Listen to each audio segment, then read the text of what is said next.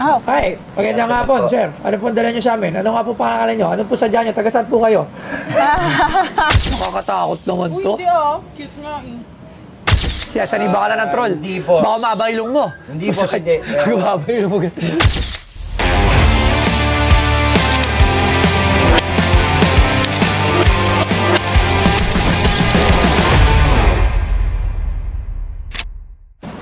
Ito, meron pa mamaya. Last, 4 o'clock, sinin nyo mulak. Ah, okay. Hi, magandang hapon, sir. Ano po dala nyo sa amin? Ano nga po pangalan nyo? Ano po sadya nyo? Taga saan po kayo? Walang tanong. Sir, ano pong pangalan nyo? Ram po. Ram. Talagang ito syempre ang ating mic. Rapapam-pam. Yung Taga saan po si Ram? Yung isa. Quezon City po. Sa Quezon City. Bagong Silangan po. Napakalayo mo. Bago Silangan, Labs. Bago ka mapunta ng Bago Silangan, dadaan ka muna sa luma. Lumang Silangan. Okay. Okay. Ano pa nyo? Pat. Ram. Ram. Si Pat. R.A.M. Si Pat? Akala ko Pat. Ram. Ilang taon po si Ram? 49. 49. Ano po dala nyo sa amin? Ano po sadya nyo? Ito po, bibenta ko po sana itong trolls. Troll. Opo. Yan po. Ay, nakakatawa yung troll. Troll ba to? Leprechaun to eh. OMG. Sa mga ano to eh. Sa mga garden. Oo. Hindi po. Ha? Norway po. Sa mga garden yan. Yung tumatakbo. Yung magugulat Nakakatakot na may- naman. Sa Norway. Hindi siya Pilipino.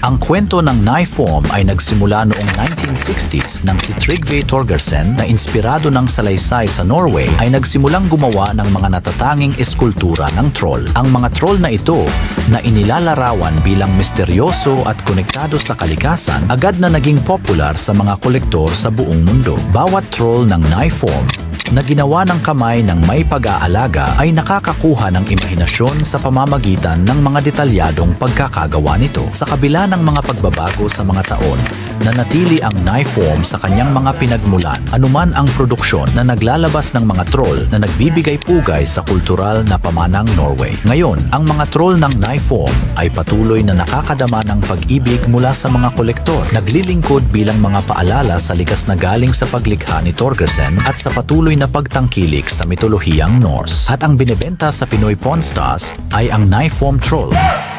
Gawa sa? Ano siya eh, handmade trolls. Handmade. Nakakatakot naman Uy, to. di cute nga eh. Malalaki yung paa, malalaki yung ilong. Tatay, nanay, anak, bunso. Opo. Wow, family. Family. Anong tawag dyan? Trolls. Trolls. Kolektor po kayo? Nagtitinda rin po ng mga laruan. Ang ganda. Cute. Anong cute? Cute yan. Magkano to binibenta? 5K po. Cute nga. 5K. Hindi mo masyado mahal sa 5K? Matagal na rin po kasi sa akin yan, boss eh. Okay, tawag tayo ng expert para dito. Siyempre, ang ating resident expert sa pagdating sa laruan, si Sir Mike Pagulayan. Ayan o, tinan mo naman o. Parang sersal daw, sersal Alam dati mo, yun. nabenta natin yung trolls natin eh. Na malaki. Sir Mike Pagulayan ang ating expert sa toy. Yes, sir. Nakakatakot naman to. Actually, hindi siya nakakatakot. Isa Bakit? sa mga nagsisimbolize yan sa Norway. Norwegian trolls yan. Ibig sabihin, ang pangalan talaga niyan, Knife-Form. Nine-form. Nine Bakit form. nine-form? Ano yan eh, isang klase ng trolls. Iba talaga, may ano. Meron. Meron talaga, boss. Merong ibang ano yan? Kasi ito, boss, sa totoo lang. May sumasanib dyan? Hindi naman, pero sa totoo lang, boss, itong troll na to, ginawa to ni Trygve. Nawawala ako. Boss, nawawala ako. Ano ibig sabihin nun? Siya, saniba ka lang ng troll. Hindi, boss. Baka mabang ilong mo. Hindi, boss, hindi. Mabang ilong mo. Itong troll na to, 1960s, unang ginawa to. Okay? Ito, all natural talaga to. Yung buhok niya, buhok ng reindeer. Buhok ng reindeer. Yung mga mata niya, natural lang na mga resin, katulad ng mga dagta na matitigas. So gagawa sa ganito. Tapos yung kahoy niya, inukit lang talaga to, boss, inukit. Nordic wood latex. So, ito, sir, hindi naman siya actually creepy. Iyan yung kumbaga nagsisimbolize siya sa mga Norwegian na nagbibigay ng luck sa kanila. Kapag ikaw yung napili nila na maging master, maraming biyayang ibibigay sa iyo. Okay. So, ayun. Kaso, it's a foreign item. Yes, it's a foreign item. Pero isa sa mga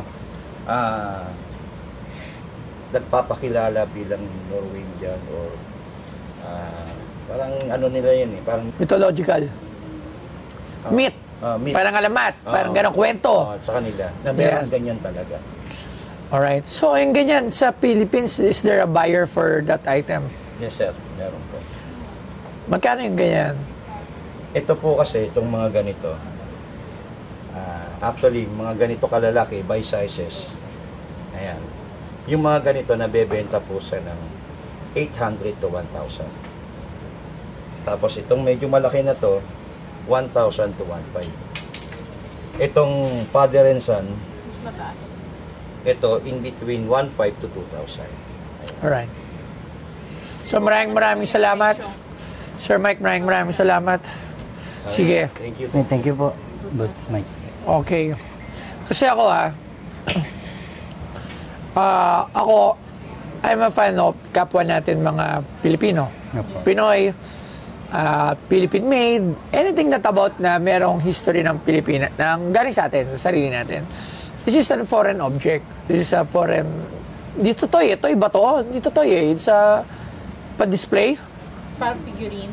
Parang gano'n. And mukha siyang creepy para sa akin Uy, hindi. Sa'yo, okay. Nice. Oh. Kasi pagka di ba yung parang tumatas yung ano. Sir, kung sakali, may dala rin akong Pinoy. Paano dala mo?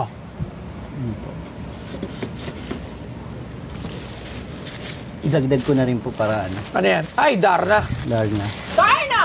Ay, bago po? lang yan Ito po, sir, may pirma. 1.5 po yung ginawa, pero ito, may pirma nung Nino po. halimaw, yung binigyan ng certified na magawa ng Darna. Sino pumirma? Halimaw, yung... Yung maker? Maker. Si Halimaw ang gumawa nito. Magkano naman to? Sinong 5K Darna po yan? Yung 5K latest din na Darna? Si Jane? Yung Ah. latest na Darna po yan? Yung latest po. Oo, ng si Darna. Jane or... ABS-CBN eh. Jane. Magkano ang, hintay lang, magkano ang retail price nitong Darna? Wala. Tingnan mo nga. Wala. Sir Mike, Sir Mike, tawagin ulit natin. Sir Mike, magkano itong ganito? Itong Darna made na labas ng ABS-CBN. Kasi bago lang to eh. Bali, hindi siya design talaga sa ABS-CBN. Ayun o, may ABS-CBN logo. Pero siya, i-design kay Marian Rivera. Nakamarin ba yun? Oo. Sa Pilite. Pero labas, ABS-CBN. ABS-CBN. Yun nga kasi dahil nga... Si Jane De Leon. Oo, si Jane De Leon. Parang nila, parang hinanda nila. Pero Pero mas kamukha niya talaga si Jane De Leon. Oo, kamukha niya si Jane. Jane De Leon yan eh. Ayan na yun sa gilid. Yung bagong Darna. sa description kasi, boss, sa halimaw, makikita mo yung yellow, yung yellow, yung parang type niya. Ah. Kinuha talaga sa design ni Marian Rivera. Ano ba yung kay Jane? Color? Iba eh, may puti rin dito eh. So, doon kasi sa history ng ng Darna figure, ito locally kasi ito na ginawa. Locally siya. So, sculpted by loose collector and produced by Halimaw Sculpture. So, 1,500 pieces lang ang ginawa. So, from market value nito, naglalaro po siya ng 2,000 to 3,000. Okay. Depende sa ng Kung may pirma to ni Jane De Leon, maangas to. mas Definitely. May pirma siya ni Halimaw. Pero probably baka lahat na pirma ni Halimaw. Hindi po. Ano po yan? Talagang siya po talaga. Maganda kung may pirma niya, tapos may pirma rin ng artist. Yes. Actually, parang si Jane De Leon ata yung... hindi naman Siguro, hindi na lang tayo nagtitv. Hindi na lang ako nagtitv. Hindi ka tulad dati. Eh, nawala kasi ang ibang channel eh. Oo. Same. Kumbaga, kasi dati lahat ng Darna na pag-usapan, Marian Rivera, Vilma Santos, Anjanet Abayari, Naned Angel Medbed, Angel Locsin, Rio Locsin, Vilma Santos. Tapos ang first trivia, 1951, unang lumabas sa television ng Darna si Rosa Rosa ang pangalan niya. Yun ang unang Darna. So, di ba? Ang dami. Pero, least is si Jane De Leon because siguro na shorten dahil nawala yung ABS-CBN. Pero, Hindi, kasi hindi naman dapat si Jane De Leon ang gaganap na Sino? Darna. Si Liza Soberano. Oh. Nagkaroon siya ng damage or something, tapos siya yung pinalit. okay. Maraming salamat, Sir Yes, Mike. sir.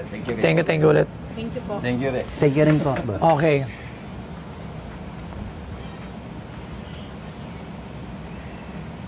Ha.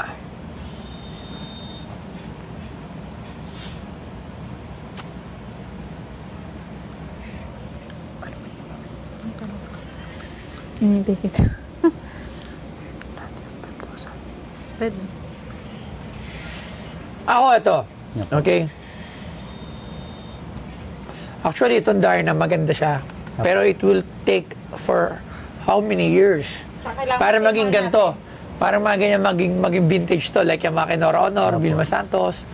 It will really take years bago, di ba? Dito naman, hindi siya Filipino object. I don't know paano ko siya madi-display or madi-display ko siya. Maybe merong ma-amaze, may matatakot sa itsura. And I don't know, hindi ko rin alam kung saan ko ito di-display. Ito, madali. Sa mga dolls na Filipino made, pwede siya. And sa Ito. mga creepy. Like yung mga toy. 5,000 lahat. Hindi kaya pong dagdagan. Magkano po? 7.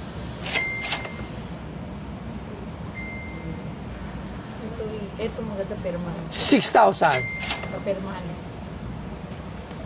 This one, Sige na po. Oh, pumayag na agad, di ba? Pumayag na dyan. Napakabait naman ni tatay. Oo nga, Hindi kasi, ito kasi inisip ko talaga dito, tay. Kumbaga, ito, di ko talaga alam. First ko na magkaroon ako ng anything from Norway, di ba? Di ko alam saan ko siya Pero i-display. sa tingin ko, ano siya magiging lock. O baka maging lock na lang yun lang din Yun talaga. lang po yung naisip Ito ko. naman is very new. Bago pa, last year lang. Yun lang, Kumbaga, may this is, pirma may po. pirma. This is something din na, personally, I don't know halimaw, hindi ko pa siya nababasa, hindi ko pa siya hindi pa nag-ring sa akin. Siguro di ako collector pa ng laruan na mga katulad nito. Pero siguro sa inyo, kilala nyo na siya. Apo. Sa akin, hindi pa. So, wala akong idea sa pricing niya. So, kaya ako ganun na price. Pero, ayun, 6,000. Maraming salamat, sir. Thank you po. Thank you very much po. At, thank you. Maraming salamat. Thank you po, sir. Nagpapasalamat nga po pala ako sa Pinoy Pawn Star tsaka kay Boss Toyo. Binenta ko siya ng 10,000 sa 6,000. Hindi na po, natpad na po kasi actually parang ayaw nga niya po yung figure pero dahil mabait siya, binili pa rin po niya yung figure. Thank you very much po. Mabuhay po ang Pawn Star, Pinoy Pawn Star.